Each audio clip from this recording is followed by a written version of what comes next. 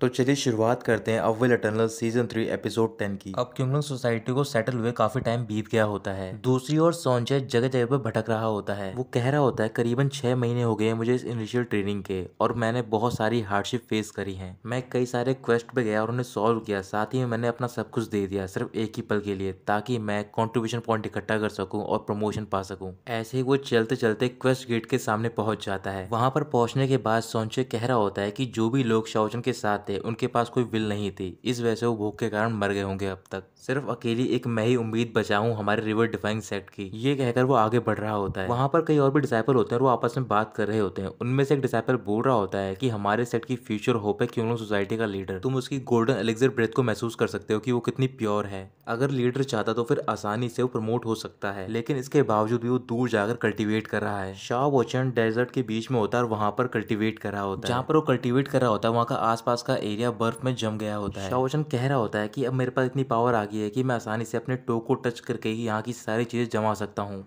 जहां पर वो सारे डिसाइपल बात कर रहे होते हैं, अचानक से वहां पर एक ब्लास्ट होता है। चारों तरफ फॉग फैल गया होता है और फॉग हटने के बाद वो डिसाइपल देखते हैं कि वहां पर एक बहुत ही बड़ा पैर का निशान होता है। डिसाइपल चौंक जाते हैं और बोल रहे होते हैं कि लीडर इतना पावरफुल हो गया है कि वो अपने कदम से यहाँ पर इतना गड्ढा गहरा खोद सकता है। अगर स्ट्रेंथ के बारे में मेंशन करें तो फिर हमारे लोअर रियलाम में कोई भी नहीं है उसकी टक्कर का, और शायद उसके लिए स्टारी स्काउट डब्ल्यूटी सेट की जो रैंकिंग है वो भी कोई बड़ी चीज नहीं है। फिर वो आगे की ओर देखते हैं और वहां पर भी कई सारे कदम के निशान होते हैं जो कि आगे की ओर बढ़ते जा रहे होते हैं। ये देखकर सॉन्चे बोल रहा होता है कि वाकई में जो क्युंगलंग सोसाइटी का लीडर है वो बहुत ज्यादा स्ट्रांग है। मैं भी उसकी तरह सक्सेसफुल हो जाऊंगा और वो आखिरकार प्रमोशन पा लूंगा। फिर वो अपना टोकन लेकर चांगशंग इन में जाता है। वहां पर पहुंचने के बाद वो टोकन डेस्क पर रखता है और बोल रहा होता है कि मुझे सीक्रेट रियलाम में जाना है। जो वहां पर बैठा होता है वो पहले क्युंगलंग सोसाइटी का लीडर होता है और वो कह रहा होता है कि ये टोकन यहाँ पे इस्तेमाल नहीं होता है। सोंचे कहता है कि तुम इसे ध्यान से देखो, ये तुम्हारे स्काई क्लब का वीआईपी पास है। वो डिसाइपल कह रहा होता है ये टोकन तो बिल्कुल ठीक है, लेकिन अब ये सारी चीजें जो भी मैनेज कर रहा है वो क्युंगलंग सोसाइटी है, यहाँ पर स्काई सोसाइटी का कोई काम नहीं है। लेकिन तुम चिंता मत करो, तुम्हें हमारे क्लब का टोकन मिल सकता है, तुम्हें सिर्फ एक कप चाय खरीदनी होगी। सोंचे की हालत बहुत ज्यादा खराब होती है, तो फिर वहां पर जितने भी डिसाइबल बैठे होते हैं वो उसका मजाक उड़ाकर कह रहे होते हैं कि शायद इसके पास इतने ही पैसे नहीं कि ये चाय खरीद सके। सोंचे का गुस्सा बढ़ जाता है और वो कह रहा होता है या तो तुम मुझे अंदर जाने दो, नहीं तो तुम मुझे एक्सप्लेनेशन दो। डिसाइपल का गुस्सा बढ़ता है और वो कह रहा होता है कि तुम यहाँ पर ऐसे एक्ट नहीं कर सकते हो। फिर वहां पर शुभ कोई आता है और बोल रहा होता है कि यहाँ पर कौन ट्रबल क्रिएट कर रहा है, और जैसे वो मुड़ता है सोंचे की ओर उसे देखकर हैरान हो जाता है। उसी टाइम मास्टर डिवाइनर भी आता है और वो बोल रहा होता है कि तुम किसे देख के इतना हैरान हो गए हो, और जैसे वो सोंचे को देखता है वो भी हैरान हो जाता है। फिर वो वहां पर और भी डिसाइपल्स को बुलाता है, यानी कि चेन मेन्या और जांग दहाई को। वो सारे सोंचे को देख के बहुत ज्यादा खुश होते हैं और वो पूछ रहे होते हैं कि तुम इतने टाइम तक कहाँ पर थे, सारे लोग तुम्हारी चिंता कर रहे थे, तुम्हारी तरफ देखो, लगता है तुमने बहुत ज्यादा सफर किया है। ये सब देखकर मास्टर डिवाइनर सोंचे को एक सीट पर बैठाता और बोल रहा होता है कि मुझे आपका हुलिया चेंज करने दो। फिर वो वहां पर कई सारे बार्बर को बुलाता है, वो बार्बर मिलकर उसका हेयर स्टाइल चेंज कर देते हैं। इसके बाद शुभ अगोई सोंचे को बता रहा होता है कि उसके पास कितनी प्रॉपर्टी है और वो कितने सारे बिजनेस संभाल रहा है यहाँ पर। सोंचे हैरान होता है और वो बोल रहा होता है कि मैं इन सब चीजों के लिए यहाँ पर नहीं आया हूँ। अचानक से वहां पर एक फॉग का ब्लास्ट होता है और शाओ वचन चांगशंग इनके अंदर पहुंच जाता है। सोंचे से देखकर बोल रहा होता है कि तुम ही क्युंगलंग सोसाइटी के लीडर हो। वो परेशान हो जाता है और वो कह रहा होता है ये कैसे हो सकता है, ये तो इम्पॉसिबल है, तुम मेरे सामने इतने ब्राइट और ब्यूटीफुल तरीके से खड़े हो। शाओ वचन सोंचे के पास जाकर उसके कंधे पे हाथ रखता है और बोल रहा होता है कि तुम्हारी हालत ऐसे कैसी हो गई है, मुझे लगा था कि सिर्फ मेरी हालत बुरी है, लेकिन तुम्हारी हालत तो मुझसे भी ज्यादा बुरी है। सोंचे से धक्का देता और बोलता है कि तुम क्या जानते हो मेरे बारे में। तभी शाओ वचन उसे हक कर लेता है। हक करने के बाद वो कह रहा होता है कि सब कुछ ठीक हो जाएगा, तुम अपने गुस्से को बाहर निकलने दो, और मैंने सॉन्ग जवान को प्रॉमिस किया था कि मैं तुम्हारा अच्छा ख्याल रखूंगा। अब तुम चिंता मत करो, मैं तुम्हें यहाँ कहीं घूमने नहीं दूंगा, जो भी तुम्हें चाहिए सिर्फ तुम मुझे बता दो, मैं तुम्हें वो ला कर दूंगा। सोंचे शाओजन को धक्का देता और बोल रहा होता है कि मैं भी एक मर्द हूँ, भले ही मैं तुम्हारी तरह अच्छा नहीं हूँ, लेकिन मुझे तुम्हारी दया की कोई जरूरत नहीं है। ये कहकर वो बाहर की ओर जाता है और वो देख रहा होता है कि सूरज की किरणें बहुत ज्यादा बढ़ गई होती हैं। वो अपना हाथ ऊपर की ओर करता है और बोल रहा होता है कि जब से मैं शाओजन से मिला हूँ मेरी लाइफ ऐसी क्यों हो गई है, मैं हमेशा से उसकी शैडो में रह रहा हूँ। ये कहकर वो गिर जाता है और बोल रहा होता है कि भले मैं उसको इतना अच्छा नहीं हूँ, लेकिन उसने मुझसे हेवन की एनर्जी भी ले ली। जब वो मेरे सेक्ट में आया तब मैंने उससे फाइट की, तब भी मैं वहां पर उससे हार गया। तब से ही मैंने कसम खा ली थी कि मैं स्ट्रांग बनूंगा, लेकिन जब मैं यहाँ पर आया यानी कि स्टारी स्काउट डब्ल्यूटी सेक्ट में, तो फिर मुझे लगा जो मेरा ड्रीम है वो सच हो जाएगा, लेकिन शायद वो एक सपना ही था। फिर सोंचे अपनी आंखें खोलता है और वो देखता है कि वो चांगशंग इनके अंदर होता है और उसके चारों और वो सारे डिसाइपल होते हैं। शाओ वचन सोंचे का हाथ पकड़ता है और बोल रहा होता है तुम्हारा ड्रीम ये है कि तुम प्रमोट होना चाहते हो,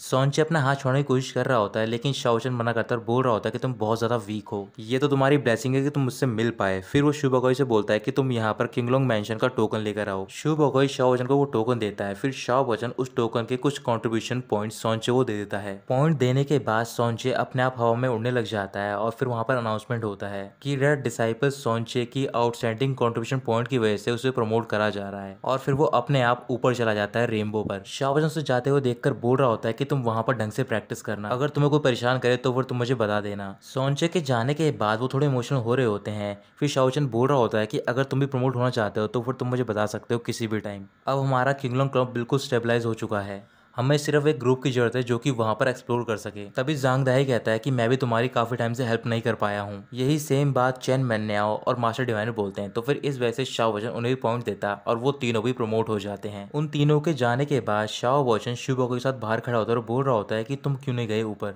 शुभ को ये कह रहा होता है कि मैं तुम्हारे साथ रह के तुम्हें फॉलो करना चाहता हूँ बस, और वैसे ही मुझे चांगशंग इनको संभालना भी तो है। शाओचन कह रहा होता है कि तुम्हें केयरलेस होने की कोई जरूरत नहीं है, क्योंकि हमने स्काई सोसाइटी को बर्बाद किया है तो फिर वो हमें ऐसे नहीं छोड़ेंगे। अचानक से वहां पर एक ऑरा का फ्लो आता है। उस फ्लो के हटने के बाद वहां पर लियू आंशंग पहुंच जाता है। लियू आंशंग शाओचन से कह रहा होता है कि तुम ही हो किंगलोंग सोसाइटी का लीडर। इसके बाद वहां पर तीनों डिसाइपल आते हैं। उनका नाम होता है लायन ब्रदर्स, जिनकी स्टार स्काउट प्लॉटिस सेक्ट में रैंक होती है 900। इनके अंदर जो डिसाइपल होते हैं वो कह रहे होते हैं लगता है इस बार खुद ही फेमस जो डिसाइपल एक्शन लेगा। क्या वाकई में किंगलोंग सोसाइटी का एंड होने वाला है? उन्हें देखकर शाओचन कह रहा होता है कि ये ग्रुप बनाकर आए हैं यहाँ पर। फिर वो शू बकोई से कहता है कि तुम सबको लेकर अंदर जाओ, लेकिन उसके कहने से ही पहले शू बकोई सबको लेकर अंदर चला गया होता है। ली युआनशंग शाओचन से बोल रहा होता है या तो तुम मुझसे नील डाउन होकर माफी मांगो, नहीं तो तुम अपना सामान पैक करके यहाँ से चले जाओ, मैं तुम्हें जिंदा छोड़ दूंगा। फिर शाओचन एक एक करके उनका कल्टीवेशन लेवल चेक करता है और बोलता है कि ये सारे भी गोल्डन लेवल के हैं, लेकिन इनका कल्टीवेशन मेरे जितना अच्छा नहीं है। फिर शाओचन ली युआनशंग से कहता है मुझे माफ कर दो, ये मेरा प्राइवेट डोमेन है, यहाँ पर कोई भी बिन बुलाया मेहमान नहीं आ सकता है। ये कहकर वो जाने लग जाता है। फिर ली युआनशंग अटैक करता है और वहां पर चारों ओर जो भी शील्ड होती है उसे वो ब्रेक कर देता है। इसके बाद वो शाओचन से कह रहा होता है कि तुम इस टोकन की वजह से इतना ज्यादा क्रेजी एक्ट कर रहे हो,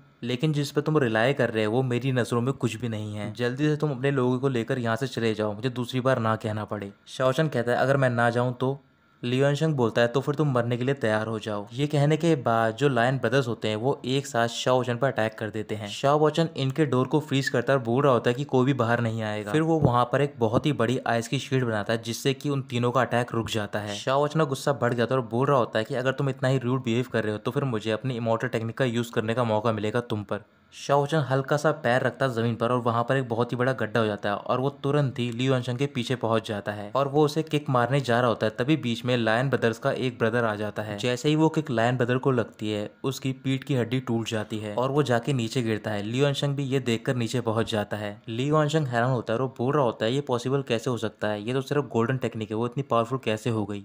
इसके बाद जो बचे हुए दो ब्रदर होते हैं वो भी शाओचन पर अटैक करते हैं, लेकिन शाओचन उन्हें आसानी से हरा देता है। उन्हें हराने के बाद वो लायन ब्रदर्स पे पॉइंट कर रहा होता है और बोल रहा होता है कि ये सारे वेस्ट हैं, यानी कि ट्रैश। और आखिर में वो ली युआनशंग की तरफ पॉइंट करके बोलता है कि तुम भी एक ट्रैश हो। ये सुनते ही ली युआनशंग का गुस्सा बढ़ जाता है, क्योंकि उसे याद आ रहा होता है कि कुछ दिन पहले वो अपने ग्रैंडफादर से बात कर रहा होता है। ली युआनशंग के ग्रैंडफादर ली शानदेओ उससे कह रहे होते हैं कि तुम हेवनली मैसेंजर का फेवर भी नहीं जीत पाए हो और साथ ही में तुम एक ऑर्डिनरी डिसाइपल से भी हार गए हो। मुझे पता है कि बाकी के डिसाइपल भी इतने टैलेंटेड नहीं है, लेकिन तुम भी उनकी तरह एक ट्रैश मत बनो। ली युआनशंग चिल्लाकर बोल रहा होता है शाओचन से कि तुम चुप हो जाओ। शाओचन बोल रहा होता है क्या तुम बर्दाश्त नहीं कर सकते हो कि मैं तुम्हें ट्रैश बोल रहा हूँ? ओ मुझे माफ कर दो, मुझे पता नहीं था कि ट्रैश तुम्हारी कमजोरी है। ली युआनशंग का गुस्सा बढ़ जाता है और वो शाओचन पर अटैक कर देता है। शाओचन भी उस पर अटैक कर देता है, लेकिन शाओचन का अटैक बहुत ज्यादा पावरफुल होता है, इस वजह से ली युआनशंग को चोट आ जाती है। इसी तरीके से ली युआनशंग खड़ा होता है। फिर शाओचन उसके पास पहुंचकर बोल रहा होता है कि तुमने बहुत बड़ी गलती कर दी, और ये कहकर वो अपनी अशुरा बॉडी को सम्मन करता है। शाओचन अशुरा बॉडी से उस पर अटैक करने जा रहा होता है। ली युआनशंग अपना सर नीचे झुकाकर बोल रहा होता है कि मैं तुम्हें 3 दिन के अंदर यहाँ से जाने की इजाजत दे सकता हूँ। शाओचन अटैक रोकता और बोल रहा होता है क्या तुम मुझे सेट से बाहर निकाल रहे हो? कहीं तुम मजाक तो नहीं कर रहे हो? ली युआनशंग को ऐसा लगता है कि शाओचन डर गया है, इस वजह से वो खड़ा हो जाता है। शाओचन मुस्कुराते हुए ली युआनशंग के पास जाता और बोल रहा होता है कि वाकई में तुम मेरे बेनिफैक्टर हो। ली युआनशंग कह रहा होता है अब काफी देर हो गई है तुम्हें माफी मांगने के लिए। अचानक से शाओचन ली युआनशंग को चांटा मार देता है। ली युआनशंग कह रहा होता है क्या तुम्हें समझ में नहीं आया है? तो फिर शाओचन आगे ही और बढ़ता उसे चांटा मारने जा रहा होता है। ली युआनशंग बचने की कोशिश कर रहा होता है, लेकिन शाओचन उसे चांटा नहीं मारता बल्कि अपना हाथ आगे लेकर जाता है उसे उठाने के लिए।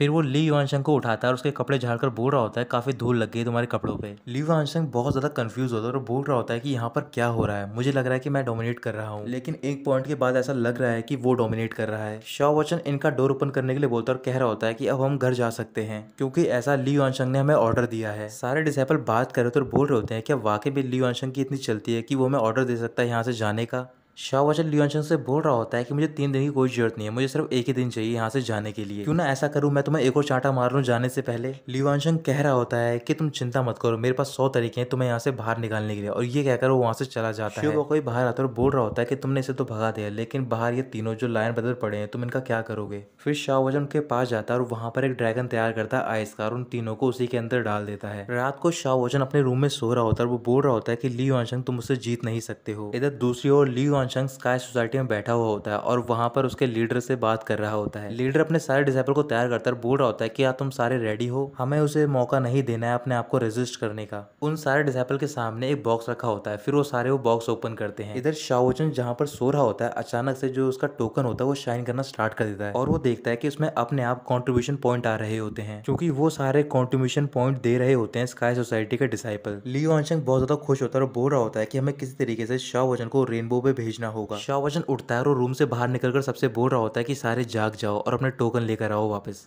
डिसाइपल सारे टोकन लेकर आ जाते हैं और शाओ वचन अपने पॉइंट उन सबको दे रहा होता है। सारे डिसाइपल टोकन लेकर आ गए होते हैं लेकिन शिवोकोई नहीं पहुंचा होता, तभी वहां पर शिवोकोई में टोकन लेकर आ रहा होता है। जैसे ही शाओ वचन वो टोकन लेने जा रहा होता है तभी वहां पर अनाउंसमेंट होती है कि डिसाइपल बाय शोचन ने बहुत सारे कॉन्ट्रीब्यूशन पॉइंट इकट्ठा कर लिए हैं, इस वजह से उसे रेनबो पे प्रमोट किया जा रहा है। ऑर्डर के खत्म होते ही शाओ वचन अपने आप ऊपर की ओर जाता है और वो भी प्रमोट हो जाता है। जाने के बाद शिवोकोई बोल रहा होता है कि तुम चिंता मत करो, मैं इस इनका ख्याल रखूंगा। इधर ली युआनशंग स्काई सोसाइटी के डिसाइपल के साथ खुश हो रहा था और बोल रहा होता है कि आखिरकार मैंने इस मुसीबत को यहाँ से दूर भेज दिया है। तो दोस्तों यहीं खत्म होता है ये एपिसोड।